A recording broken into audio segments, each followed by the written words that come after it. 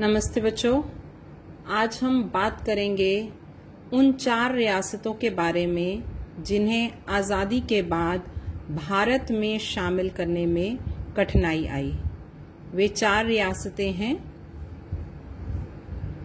उत्तर की तरफ जम्मू कश्मीर, पश्चिम की तरफ जूनागढ़, दक्षिण की तरफ हैदराबाद और पूर्व की तरफ मणिपुर।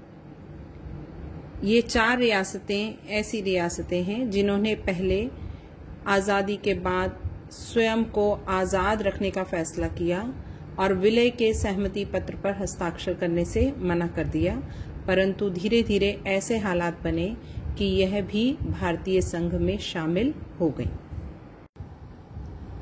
इन रियासतों के बारे में जानने से पहले कुछ हम एक टर्म्स देखते हैं। पहली टर्म है प्रिवी पर्स। प्राइवेट पर्स आप इसे कह सकते हैं, निजी पर्स। पर्स जिसमें अपना पैसा, अपना धन रखा जाता है।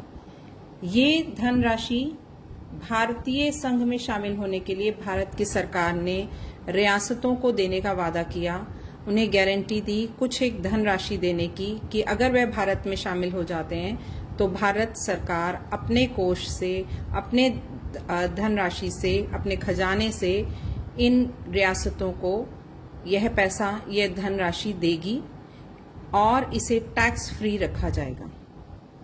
भारत सरकार ने 1971 तक इस वादे को निभाया।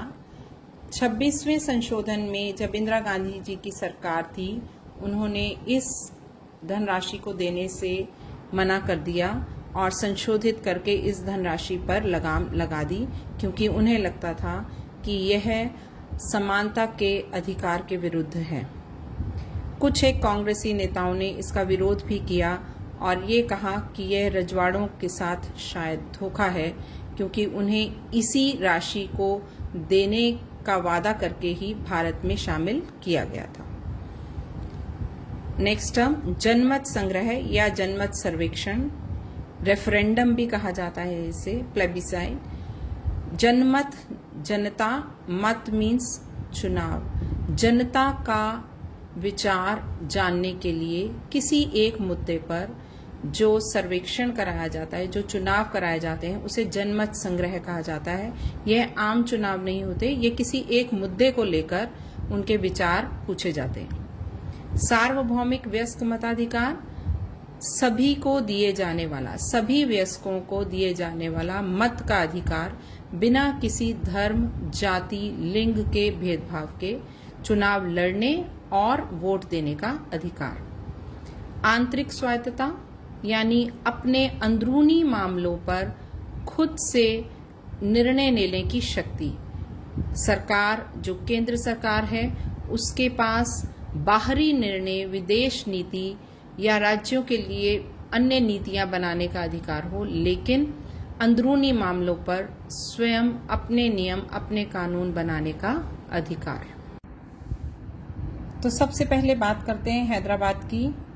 ये हैदराबाद के आखिरी निज़ाम उस्मान अली खां और ये सरदार पटेल, हैदराबाद के शासक को निज़ाम कहा जाता था।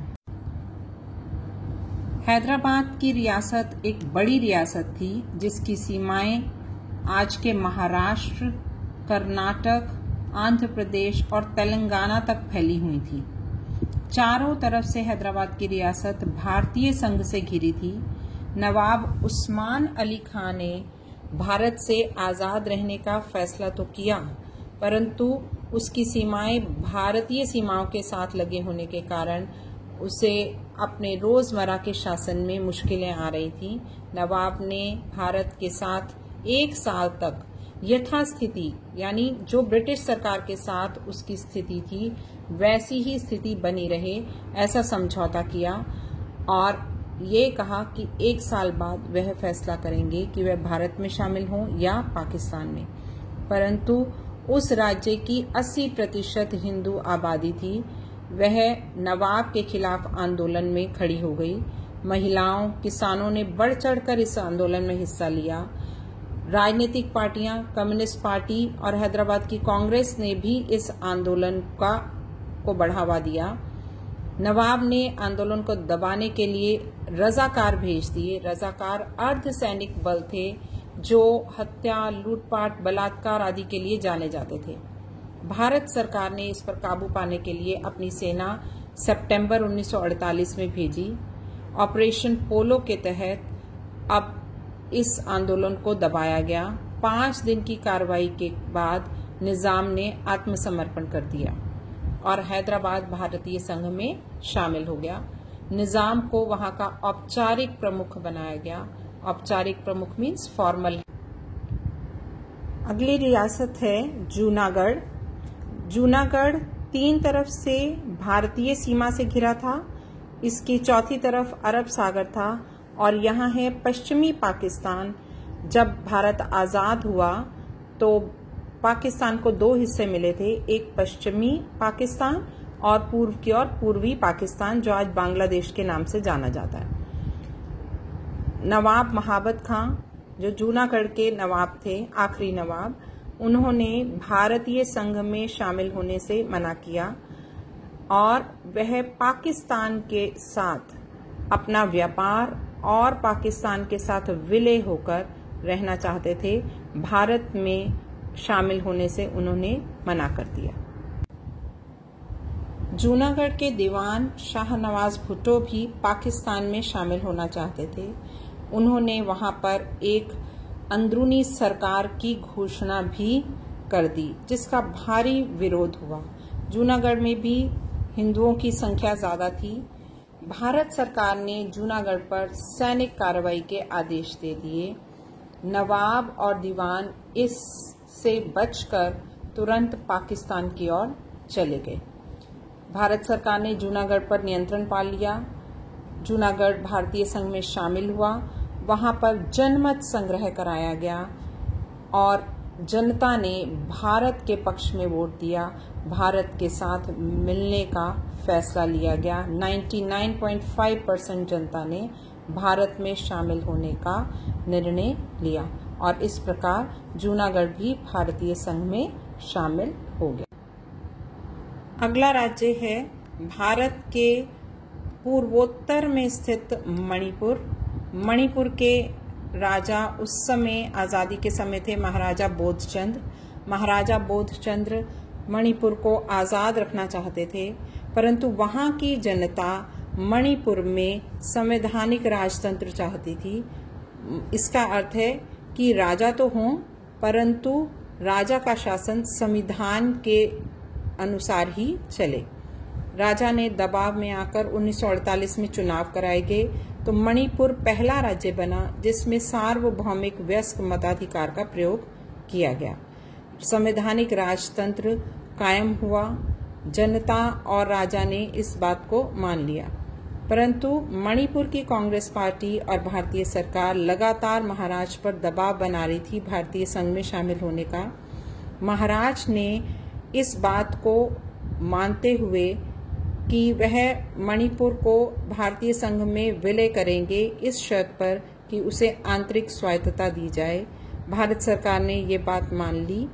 महाराजा ने उस चुनी हुई विधानसभा को बताए बिना ही भारतीय संघ में शामिल होने का फैसला करा और समझौते पर हस्ताक्षर कर दिए। मणिपुर की जनता में इसके लिए रोष उत्पन्न हुआ। मणिपुर आज पूर्वोत्तर में जो 7 राज्य बने हैं, जिन्हें 7 बहनें कहा जाता है, उसमें से एक राज्य है। 1972 में यह पूर्ण राज्य बना भारत का। अब हम बात करेंगे जम्मू कश्मीर की रियासत की। आजादी के समय जिसके शासक थे महाराजा हरि सिंह। जम्मू कश्मीर में मिले जुले धर्मों के लोग रहते हैं। 3 तरह के आप इसमें सामाजिक क्षेत्र पाते हैं। जम्मू में हिंदुओं और सिखों की आबादी ज्यादा है। कश्मीर में मुस्लिम आबादी ज्यादा है और लद्दाख में बौद्ध व मुस्लिम धर्म के लोग ज्यादा रहते हैं। महाराजा हिंदू राजा थे। वह ना तो भारत में ना पाकिस्तान में शामिल होना चाहते थे। पाकिस्तान कश्मीर को अपनी तरफ लाने का प्रयास कर रहा था। महाराजा के मना करने पर पाकिस्तान ने कश्मीर की ओर जाने वाले रास्तों को बंद कर दिया। 22 अक्टूबर 1947 पश्चिमोत्तर सीमा प्रांत, ये जो पाकिस्तान के अंदर का हिस्सा था, वहां से आदिवासी पठानों ने कश्मीर के ऊपर हमला कर दिया। इसे कबायली हमला कहा गया। महाराजा ने इस हमले पर काबू पाने के लिए भारतीय सेना से मदद मांगी। भारतीय सेना ने पहले विलय के सहमति पत्र पर हस्ताक्षर करने को कहा, साथ ही यह वादा किया कि जम्मू कश्मीर में जनमत सर्वेक्षण भी कराया जाएगा और जम्मू कश्मीर को स्वायत्तता भी दी जाएगी। 26 अक्टूबर 1947 को महाराजा ने भारत में शामिल होने के लिए विलय के सहमति पत्र पर हस्ताक्षर कर दिए। सेना भेजी गई। कुछ समय की युद्ध के बाद भारत सरकार ने युद्ध विराम कर दिया और इस मामले को यूएनओ तक ले गए ताकि यूएनओ में फैसला हो कश्मीर किसका है। यूएनओ ने कराची समझौते के तहत एक एलओसी मार्क कर दी गई, लाइन ऑफ कंट्रोल, जो भारत और पाकिस्तान की सीमा रेखा को तय करती थी। इन दोनों के बीच के कुछ हिस्से को आज पाकिस्तान ऑक्यूपाइड कश्मीर का नाम दिया जाता है, पीओके। जम्मू कश्मीर को 370 अनुच्छेद के तहत स्वायत्तता दी गई। जम्मू कश्मीर भारत में शामिल हुआ। जम्मू कश्मीर को अपना संविधान बनाने की इजाजत मिली और साथ ही वहां के प्रधान को प्रधानमंत्री कहा गया। 5 अगस्त 2019 को इस धारा को समाप्त कर दिया गया है। अनुच्छेद 370 को अब वहां से समाप्त कर दिया गया। जम्मू कश्मीर के विशेष दर्जे को खत्म कर दिया गया। जम्मू कश्मीर को 2 संघ शासित प्रदेशों में बांट दिया गया है, पश्चिम की तरफ जम्मू कश्मीर और पूर्व की ओर लद्दाख। अब तो इस प्रकार ये चारों रियासतें भारतीय संघ में शामिल हो गईं।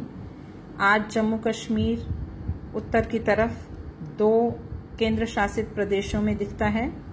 जूनागढ़ गुजरात राज्य का एक हिस्सा है। हैदराबाद तेलंगाना राज्य की राजधानी है और मणिपुर एक राज्य के रूप में पूर्वोत्तर भारत का एक महत्वपूर्ण हिस्सा है।